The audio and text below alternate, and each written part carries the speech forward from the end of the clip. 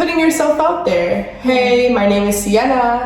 I just moved to Bilbao. I'm interested in surfing, reading, and hiking. Oh, really? Surfing? No. Hey everybody, welcome back to my channel. Well, today, for the first time, we have a guest on my channel. This is Sienna, and she's from the States, and we met each other here in Bilbao. I think I had a guest before, but it was my husband, so it didn't really count. Sorry. Yeah, so now since I moved here and I've been trying to make some friends, and turns out there's a big English community here, right? Mm-hmm. Surprise, surprise. Yes. So yeah, we just met each other through the magic of Facebook.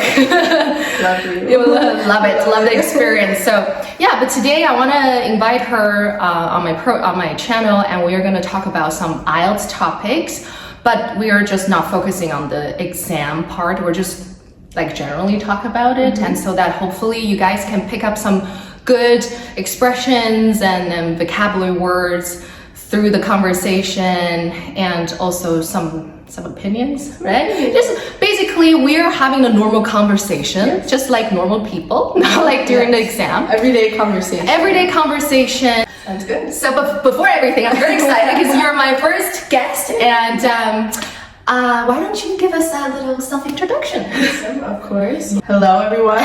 Again, my name is Sienna. I'm from the United States. Specifically, I'm from Boston, Massachusetts. Yeah. So big-ish city, not crazy like New York, but still a little bit busy. Yeah, Boston is kind of close to New York City, right? Yes, from my house in Boston to New York, it is from your house. From my house. From my house. And any more south or any more north? I couldn't tell you. I don't know. Just from my house. From the general area, about 4 hours, which is kind of similar to from Bilbao to Madrid. Yes, something to like give that. you some geographical location. So what's brought you here? So here I'm with a program, and I'm teaching English at a primary school here in Bilbao, and been here since September, and I plan to stay here till June with a possibility of extending longer. But that's my general plan here in Bilbao. Because Sienna is pretty young. She's 22 years old, right? So probably you're still at a stage where you want to explore the world. So it's very fun, actually. You can take the chance of teaching, like being a teacher abroad, teaching English. This is one of your strengths, I would say, and also you can use that as a tool to know the world. Yes. There are a lot of programs like this, right? In the UK and in the States, and that's how young people can explore the world. Yes. That's really fun. Making some money to survive. Good enough to survive. Need to survive. Yeah, and to feel this sense of independence, right? Yes. Yeah, we were just talking about it, how she has been more or less financially independent since how old? Well, at 16 I started working, so wouldn't say I was independent at 16. Part-time working. Still going to school. So at 16 I started to, have a sense of money, how to work with money, manage my money. So, I don't think I was financially free from my parents. But at 18, I would say, I've been working for 2 years. I have some savings. You're proud? I'm proud. I have some savings. I don't need to beg. I don't need to beg for money. So again, I was never financially free, but at 18 I wasn't still. Yeah, you said you paid for a ticket here, and here the money's good enough for you to stay where you're staying, and then pay for your food, and then from time to time your parents want to give you some money. Then it's fine. Yeah, if they want to, of course. I would never say no. I would never say no if someone wants to give me money. Of course. Never. Yeah. But yeah, so I would say by 18 I was, going to the movies with my own money. Hanging out with friends with my own money. So by 18. Yeah, actually, I think that has been a kind of like a practice for you to know how to live with your own money more or less, and that's how you are now actually living on your own money, right? Yes. So that's really nice. So yeah, she's a teacher here. I'm a teacher. That's something we have in common. So yeah, let's now smoothly moving into the main part. Well, I didn't really plan it out. We were just like chatting, like before this, we were like, oh, we're having a good time. And I have several questions in IELTS speaking test, and I think it's worth discussing, not just for this exam. I always tell my students, passing this exam is like the bare minimum. What we want to do is be able to really pull off a conversation, like a heart-to-heart conversation.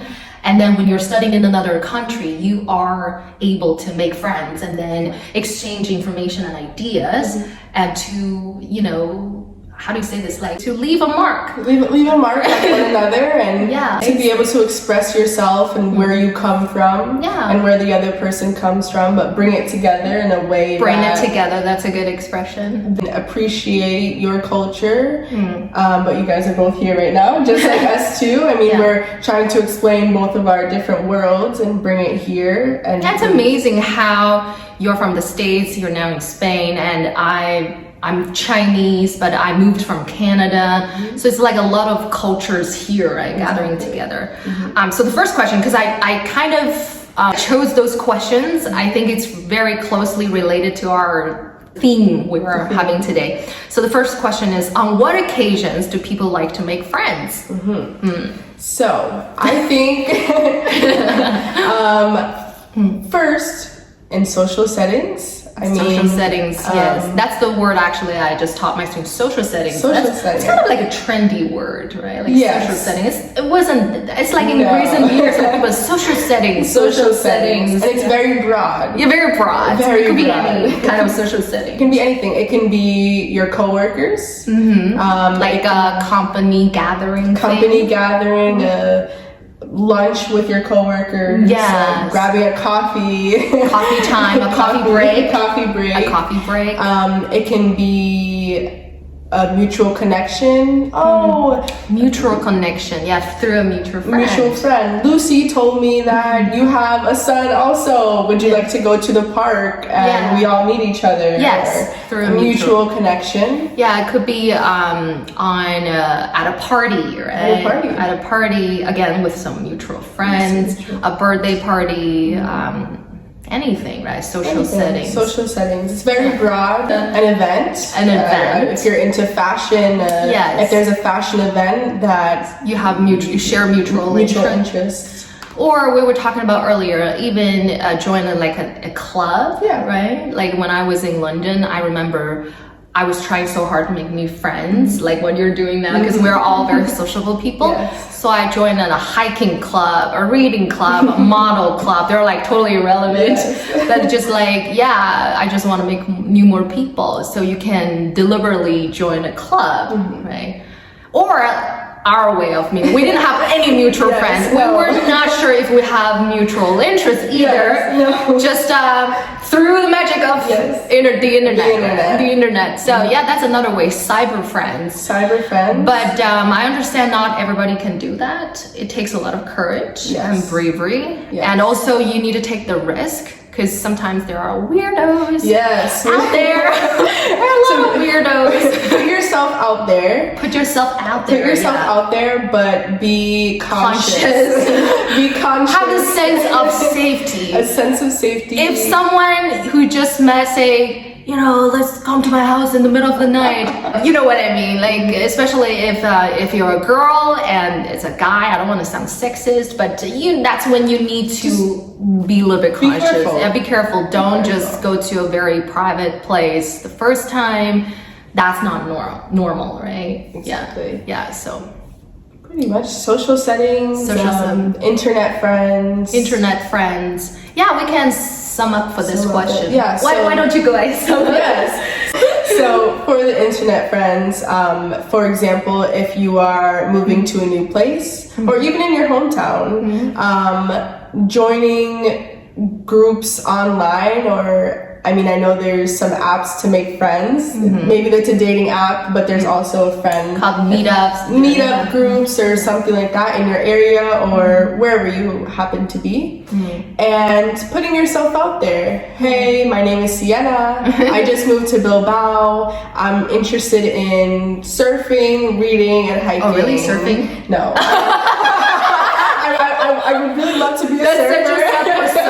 creating your mind. This is who I want to be. Sienna is surfer. But we were kind of summing up how. Yeah, I would say there are, and sorry for interrupting you. So to answer this question, you can kind of outline the main ways of making friends. Yeah, we said social settings, give the examiner some examples. In social settings, like a party or some going to a club, you know, knowing a mutual friend or sharing some mutual interest, or the newer way, through some internet friend, like you said. Internet friends. Or I just thought about it. You can also share that how people make friends in the past.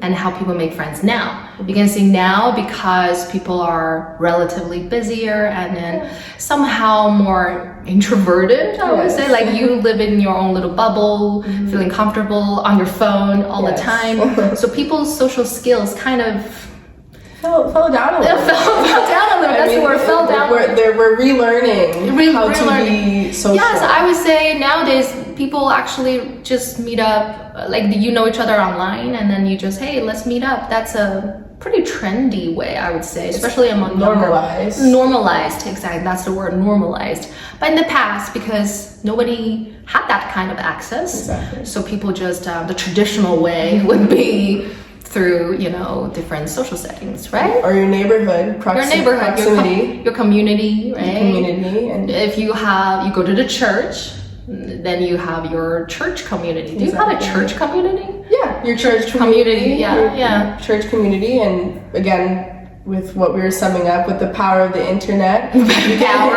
I said the magic. You said the power.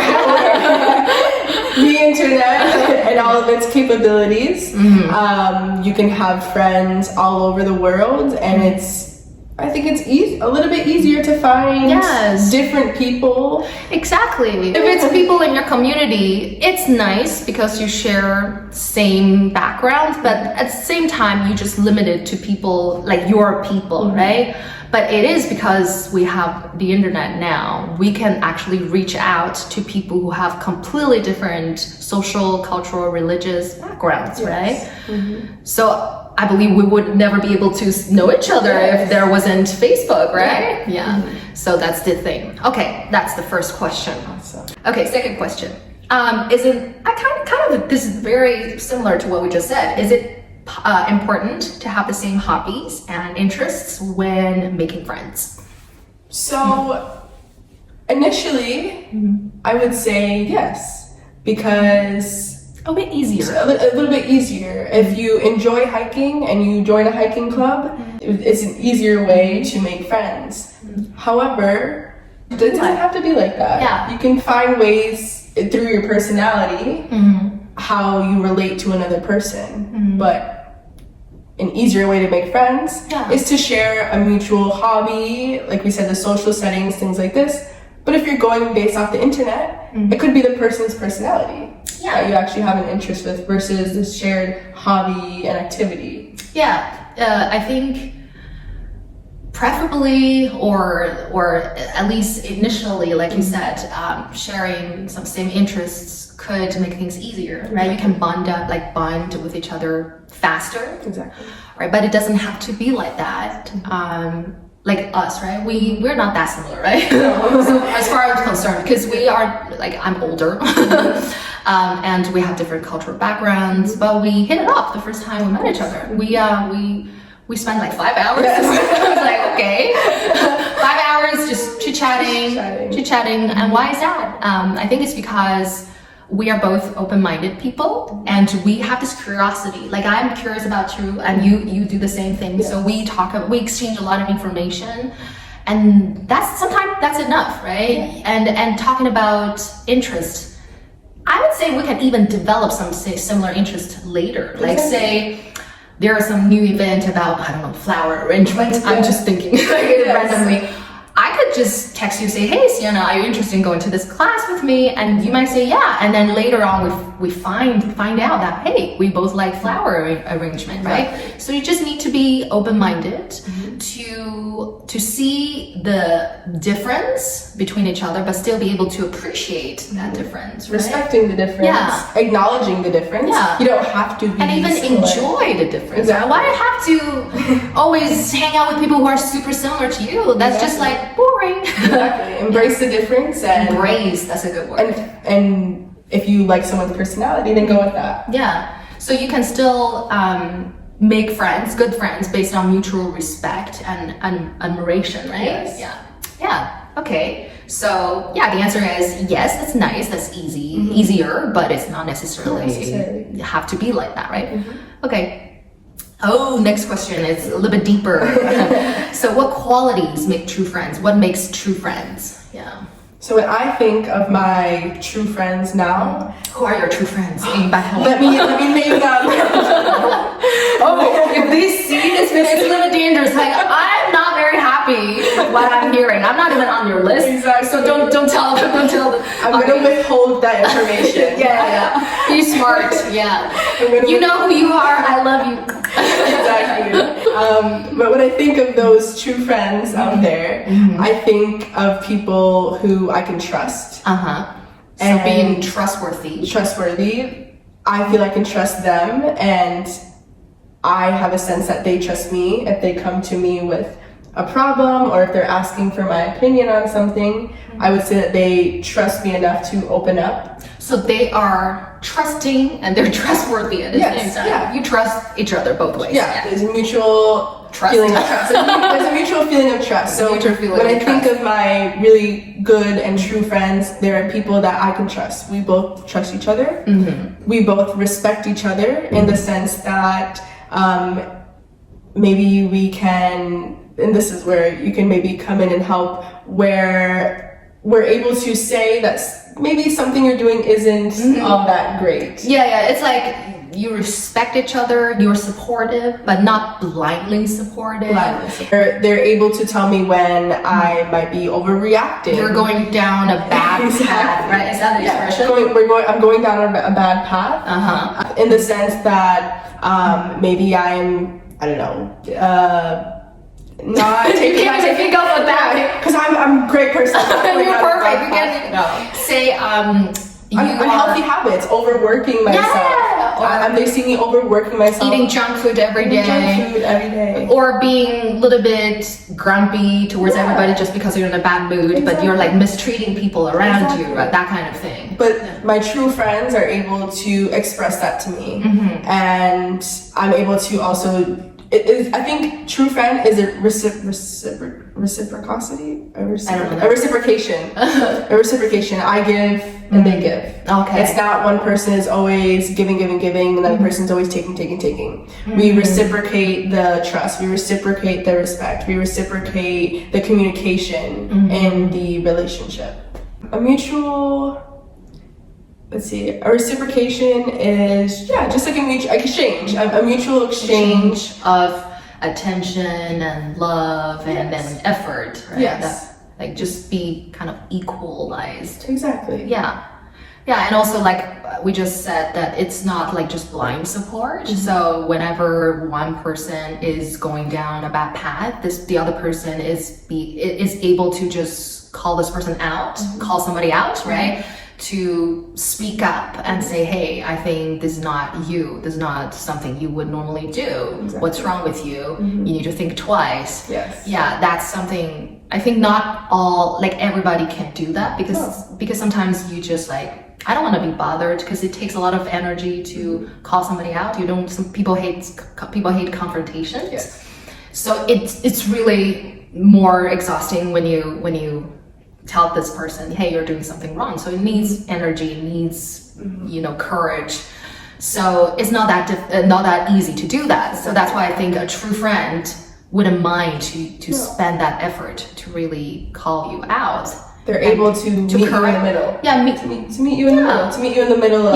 You said something, correct your wrongs. Yeah, I like that. To correct your wrongs, to meet you in the middle of where you're at, find a resolution, find how can we resolve this? Yeah. How can we resolve this tension that's going on here between you and your unhappiness or you and your frustration? Yeah. Let me meet you in the middle. Yeah. Let me help you correct your wrongs and continue from there. Yeah, sometimes friends need to guide each other too, right? It's not, nobody's perfect.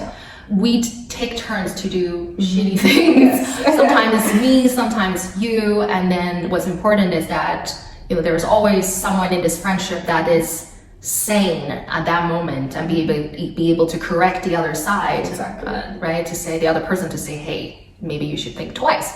So that's true friends. Yeah. But of course, being supportive is very important. Yeah. Okay, next question. So, what kinds of people are easy to get along with? Yeah.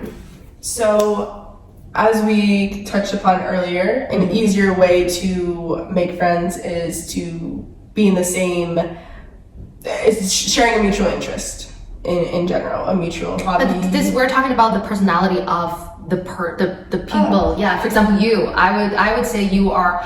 I don't know that much of you yet. You could have really quirky side. Yeah, the dark side that I haven't really discovered yet. Yes. But I think I see you as someone who's easier to get along with because you are easygoing and outgoing at the same time. Okay. Yeah. So someone that's easy to get along with is not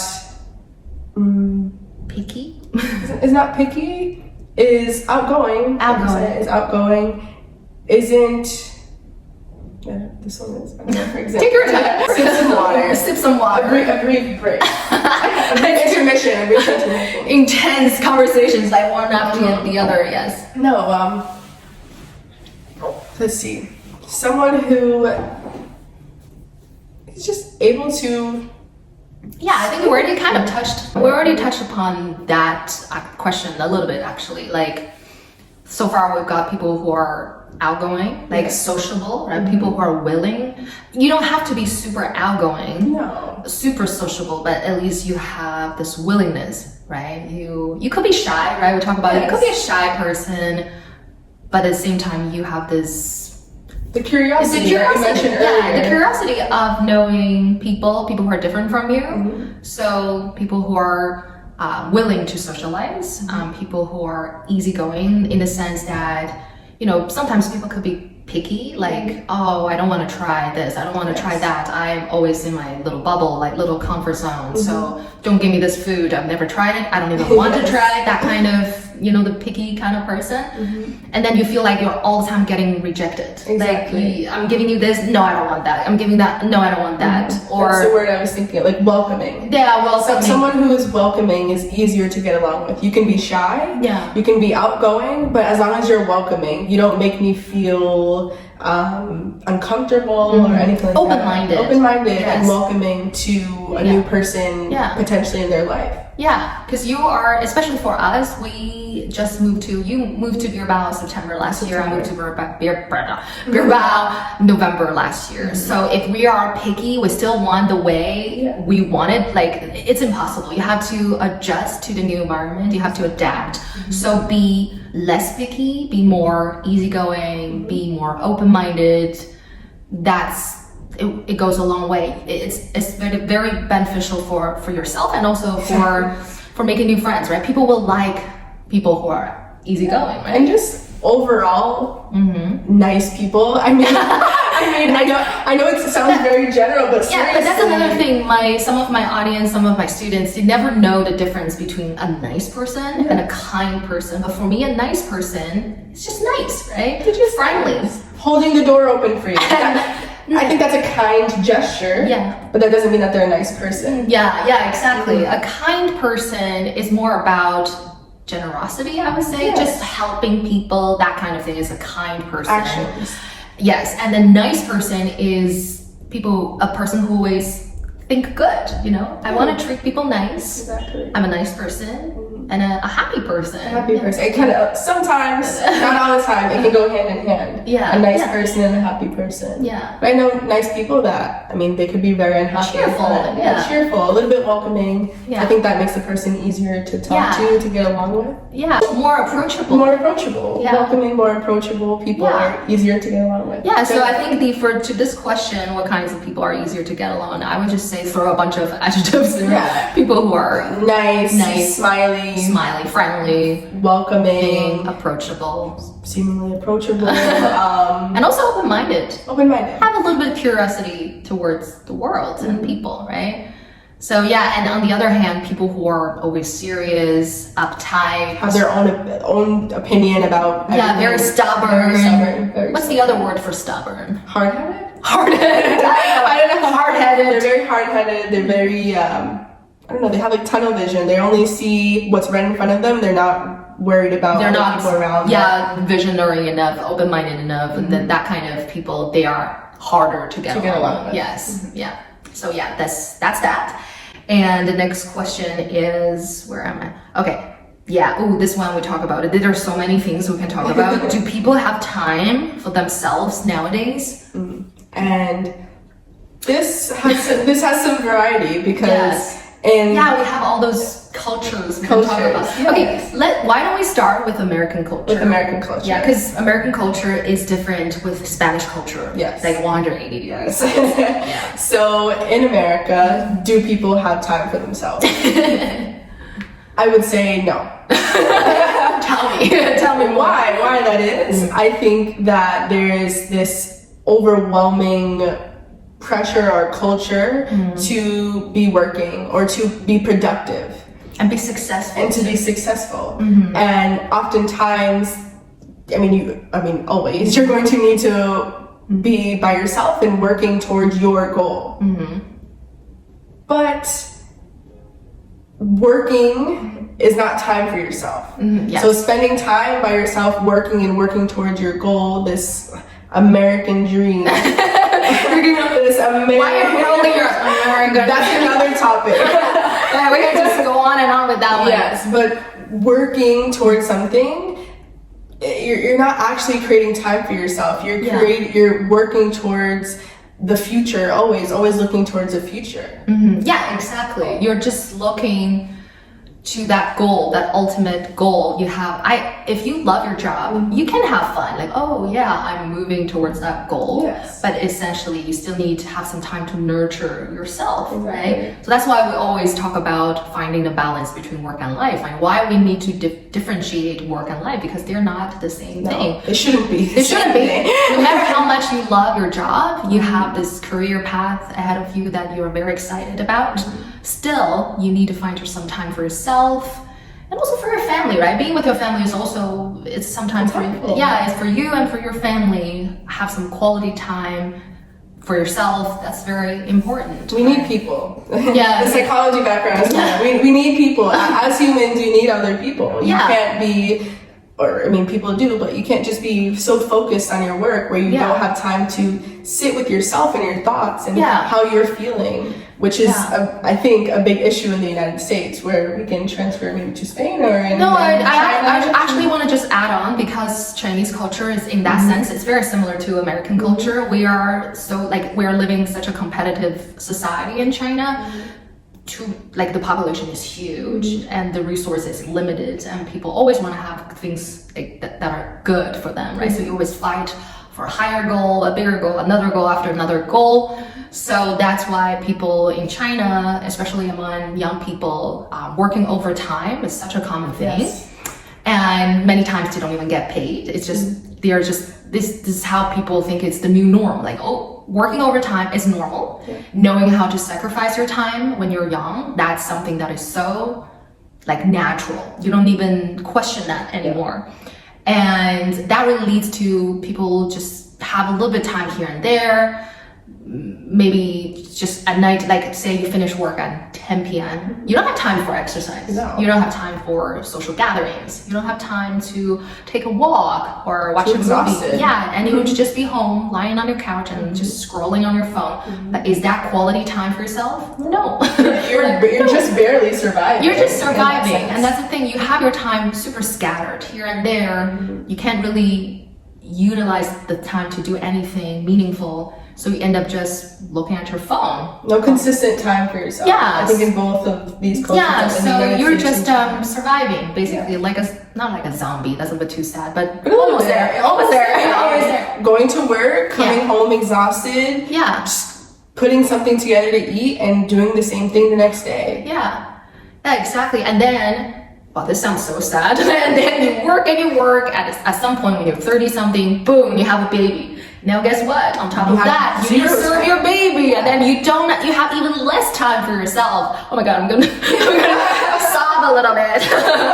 So yeah, I feel like I'm relating to this topic. Yeah. So yeah, it's definitely, people are having less and less time. I would say it's this pressure, this peer pressure of being successful in life. Outdoing your parents, outdoing the rest. What do you mean outdoing? Oh, like be better than your parents. To be better, but not in a competitive way, but more so a survival way.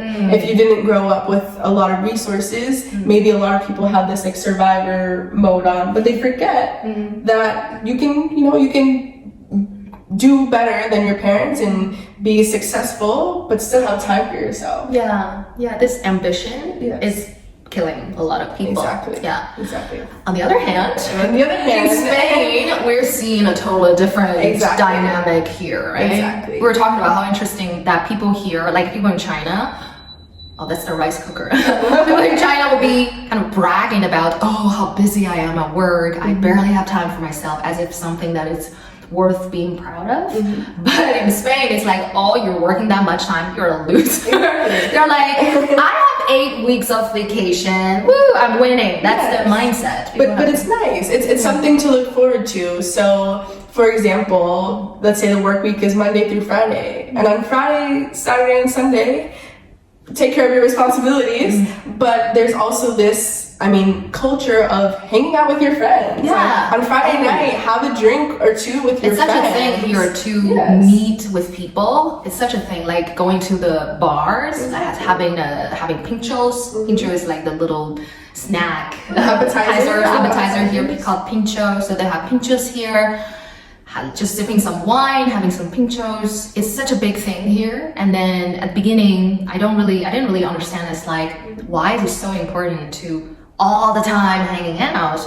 But I realized it's just a lifestyle for them. Being with their friends, being with their family is what makes them happy. The most. Yeah. And it's consistency in that way, and it's something to look forward to. They don't. Of course, there are people who work Friday night, but in general, we're saying if you have Friday nights free, a lot of people use that time to meet up with their friends consistently. Sundays, as you were saying, you're starting this new tradition of a Sunday family day, which I think in the States, people have that as well, but if you miss it, it's fine. Yeah. There'll be other Sundays. But I just realized a little problem here is that, do people have time for themselves nowadays? When we talk about time for yourself, does it include family time though? Or just your time being alone, right? So that's hard. How do you comprehend this question? So time for myself would mean I have some hours to do what I want to do. So that includes family time. But if the wording, which it isn't, but just hypothetically, if the wording was, do people have time for self-care? Then I think self-care for me is like meditation or doing healthy habits, working out. So, but time for myself is time that I don't have to be on the clock. I can use my Saturday or my day however I want to do. If that means going for a walk, meeting with family and friends. Because otherwise, if you don't have time for yourself, your time is for your company or for your job. That's how I understand. That's the thing with the exam. Sometimes the wording could be, how do you put this? Like you ambiguous. Yeah, ambiguous, and different people have different interpretation on the question. But for me, same thing. If it's time for yourself, it doesn't have to be, oh, you're just by yourself. Because basically, I think this question implies people have time to nurture their minds and souls, which includes hanging out with people you care about, right? However you see fit, whatever makes you when your you say best take self. some me time, it could be a me time with somebody else, because when you're with other people, you're still taking care of yourself, right? So yeah, I would say what we were talking about was logical. We're not going off the topic, right? I was kind of doubting myself a little bit. I mean, it could be too. That's the thing with this wording. That could be an acceptable way, but also. But it's okay. That's what I want to tell my audience. During the test, it doesn't have to be. Doesn't have to be perfect. Sometimes the way you see this question is different with the way the examiner sees the question. And even if you are not aligned with each other, it's fine, because probably he will be or she will be not correcting you, but following up a question by telling you, oh, what about time just for yourself? And that's when you can clarify, oh, okay, in that sense, then this and that. But does it really affect your score, your grade on the exam? I don't think so. I don't think so. As long as you defend yourself. Like with the examples we said, nurturing myself means that I have time to call my parents. Nurturing myself, having time for myself, means to me. I like the word defend, because that's a mindset that many of the students don't have. They think they need to be 100%, I wouldn't say obedient, but they have to be super respectful. Like, they're like at the lower end of this power relationship during an exam. They can never really defend themselves or debate with the examiner. But actually, sometimes that's what they want. They want you to use the language as a weapon to debate, so that it actually proves your level of English, right? If you can protect yourself, you can defend yourself, doesn't it mean that your English is good enough, right? But it's also, that's how a conversation flows. Yeah. I mean, if someone is talking at you, that's not a conversation. Someone is talking at you. Yeah. But being able to clarify things, to clear things up, to this back and forth. To meet in the middle. To have a conversation, I think is better than, this whole explanation of self-care. Yeah. Where it says, oh, but if the examiner asks, oh, but did you mean like by yourself, time for yourself? Oh, well, it could be that too, having these different opinions. Yeah. Just like what Sienna said, just make sure the conversation flows, right? It's like a real conversation, not like talking to a robot. Exactly. Right? Yeah. Okay, I think we're now reaching the last question today. Okay.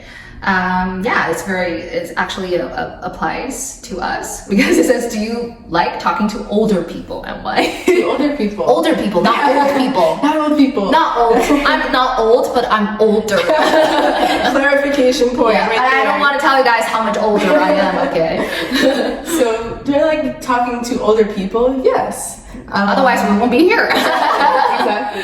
I think, and as everything, this is only sometimes, but sometimes older people have a certain wisdom that comes naturally with age, I would say. Again, that doesn't always, that is not always the case. Yes, that's not always the case. Older people, being older does not necessarily make you wiser. Well, we can say that. But in general, that is a reason why I do like speaking to older people, for this older wisdom that they for this more wisdom, experienced backgrounds, life lessons you've learned, life lessons that they've learned, that they're able to shed at me, that I'm younger. Whereas, again, this is hypothetical, but maybe someone my age might not have had that experience. Yes, yeah. Whereas an older person, a lot of experiences do come with age, right? Having a family, raising a child, and all come with the life experience at your age.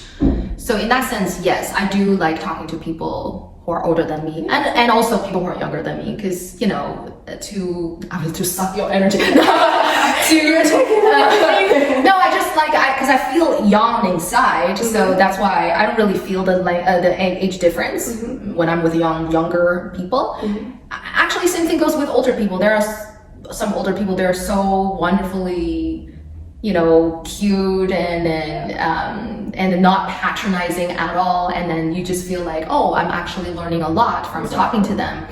So that's another important thing. I think it really depends on the individual, right? Exactly. Some people could be really patronizing. That's the word, patronizing. What's the other word for patronizing? Patronizing, condescending. Condescending. Yes, condescending. Talking down on you. Talking down on you, belittling you. Belittling you. That's a word that's trending. You, yeah. I feel belittled. Yeah, you're belittling me, my abilities, Yeah. my capabilities. Yeah, I have had experiences where I was talking to someone who's older, but I feel like they don't care. They're not curious about who I am at all. They're just like, let me tell you this, blah, blah, blah, this, so and so.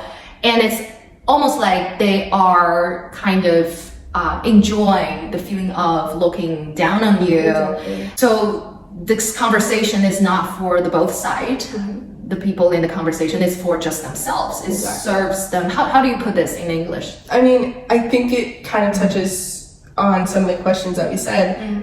What makes a person easy to speak to? If you're older or younger, if you have these general curiosities and things like that, then of course I would love to talk to an older person. I mean, generally speaking, do I like talking to older people for this wisdom? Yes, of course. But it goes hand in hand. If you are approachable, if you are welcoming, if you are curious about me, I will probably be curious about you and what life you've lived thus far. Oh, I think I know how to put this. Some people, they talk to young people just to feed their ego. Yes. Is that a way? Yeah, they feed their ego to make themselves like, okay, feel bigger. What I've done in my life is better than this young person who's doing nothing. That's the word. I was trying to feed your ego, right? That's the word.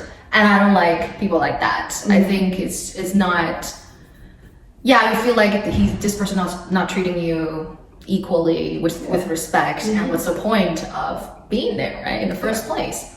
So I guess for this question, my answer would be yes in general, but it depends on the individual. On the type of person. Yeah, and the type of person, exactly. Sometimes some older people could be really fun to hang out with and inspiring, like me. And the life lessons they have is something that we can really learn from, and then to how do you put this? To inspire one another. It's kind of meeting each other in the middle again. To meet each other in the middle, and then to learn from each other, to inspire each other. But some other times you might also find some older people who are just patronizing, condescending, narcissistic, a bunch of bad words thrown there. Exactly. And then in that case, I wouldn't feel comfortable to be there because I want to be respected, right? Exactly. Yeah. So I guess that we've touched all of the questions today. Yes. Good. How do I end this video? Well, you're gonna say I'm running late for this meeting. Gotta go. No, but I mean, it was really nice to be. That's something I should say.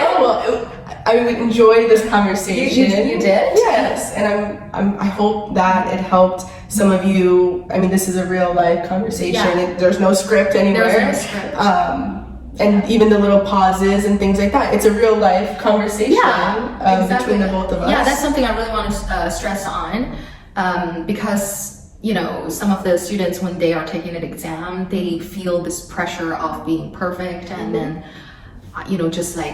just the first second when they hear the question, they need to start talking already. And then there's no pauses in between. But look at this conversation we had. You got some water? You got some, well, that's not something that will happen during the have time for sipping water. But sometimes when I asked her a question, Sienna was like, you really took some time. Just a quick second to situate yourself. Yeah, because that's normal because you need to organize your ideas, right? So that's why it's normal. And then she used a lot of filler words, right? No, yeah. So that's the thing. You can take your time to think. Probably don't be completely silent. Exactly. Don't like is actually better than silence. Yeah, telling the examiner, I am thinking about it, but I need a little bit of time. Saying, to buy you some time to really organize your ideas. And then it's okay if there's misunderstanding towards the question. But defend yourself. Yeah, defend yourself, clarify what do you mean by that. That's another thing. It's just normal people. We're all humans, right? In a conversation, there's no need to be so intense and uptight because that's not what examiner is expecting, actually. Yeah. Well, I'm very glad I have you today, and I hope I can have more of you in the future. Yes, of course. More guests, more guests. I'm planning in the future. I'm gonna invite more, like, just to bring different energy to this channel, and then hopefully we can learn something for the test and also for social skills, right? Yeah, how to make the conversation flow, how to keep the conversation going. There are a lot of social skills involved. So maybe what you can do is rewatch the video and then trying to figure out what are the things we did. Yeah, social cues. Yeah, you're bringing me back if maybe I was straying away. Yeah, sometimes we get carried away. Yeah, that's a cue. Like, actually, maybe the question said this. That's a social cue. Like, oh, okay, maybe I'm a little bit off topic. So rewatch, see if you can catch any of those social cues. All right. Thank you, Sienna. Say bye to my audience. Bye.